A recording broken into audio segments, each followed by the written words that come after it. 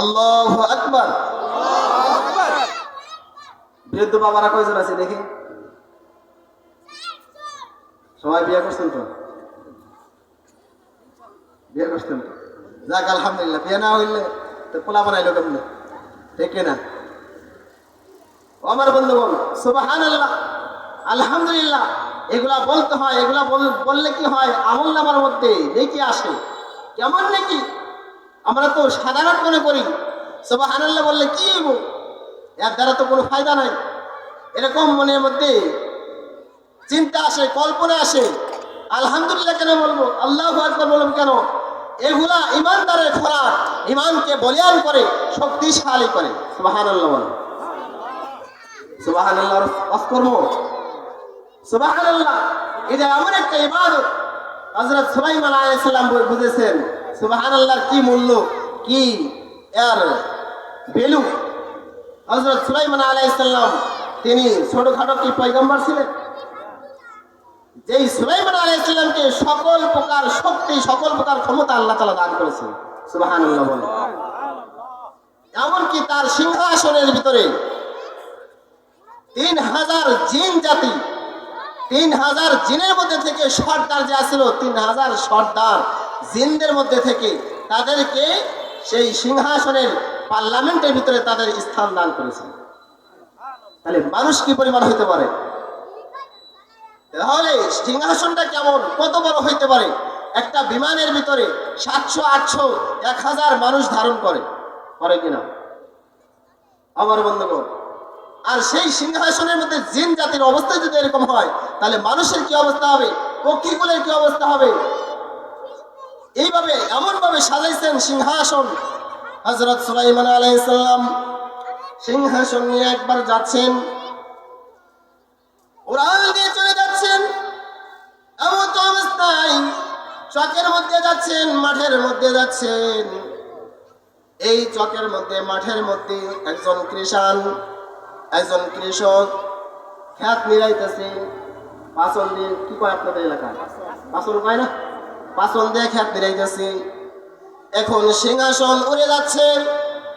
সিংহাসনের কোনো মেশিন ছিল না, সিংহাসনের কোন ধরনের মোটর ছিল না। বর্তমান যুগে যেভাবে মোটর ছাড়া চলে না, বিভিন্ন ধরনের মেশিন ছাড়া চলে না, সুলাইমান আলাইহিস সালামের কোনো মেশিন ছিল না। সুবহানাল্লাহ বলেন। মেশিন ছিল না, কিন্তু আল্লাহ তাআলা এমন তাবেদারি করে দিয়েছে।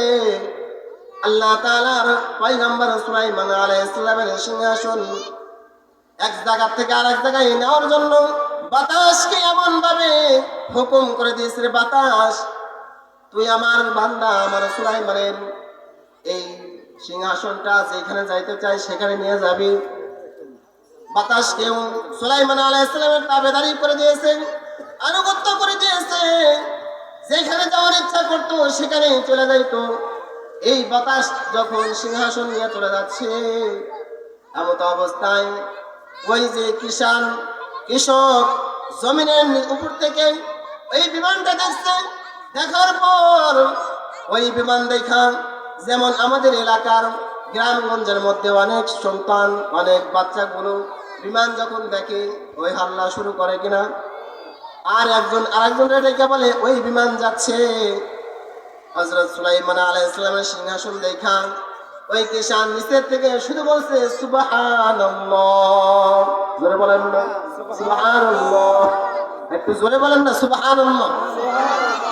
কারণ শ্রোতা যদি শক্তিশালী হয়, বক্তা শক্তিশালী হবে, আর শ্রোতা যদি শক্তিশালী না হয়, বক্তা তক্তা হয়ে যাবে, ঠিক না? এই জন্য মাঝে মধ্যে জোরে জোরে তাকবীর দিতে হবে, ঠিক না? একটু জোরে বলেন আল্লাহু আকবার, আর একটু জোরে বলেন আল্লাহু আকবার। আমার বন্ধুগণ, ওই কৃষক সিংহাসনটা দেখছে, দেখার পরে বলতেছে সুবহানাল্লাহ। এই সুবহানাল্লাহ বলছি, বলার সঙ্গে সঙ্গে সুলাইমান আলাইহিস সালাম বাতাস রে বলছে, বাতাস আর সামনে যাস না। সুবহানাল্লাহ বলেন।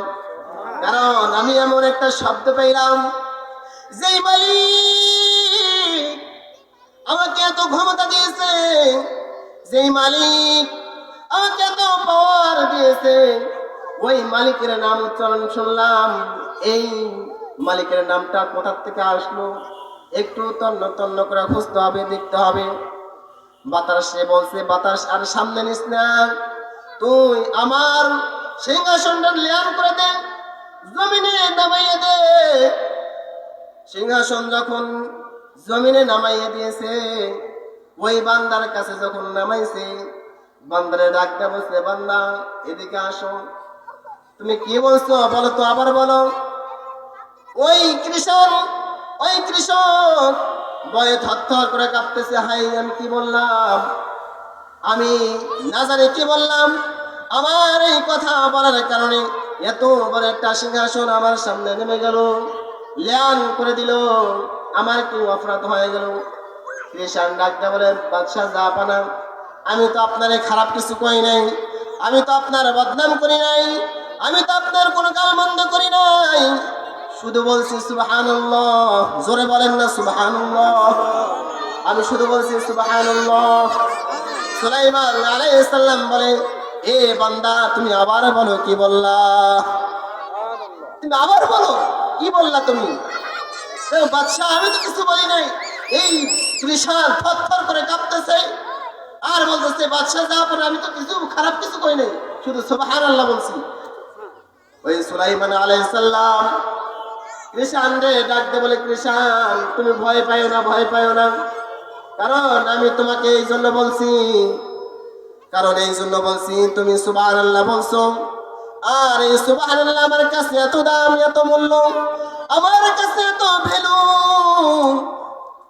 এ আল্লাহর বান্দা, আমার কাছে এত মায়া লাগে, এত স্বাদ লাগে, এত আনন্দ লাগে, যার কারণে আমি আমার সিংহাসন ল্যান করে দিয়েছি, আমি আমার সিংহাসন নামাইয়ে দিয়েছি।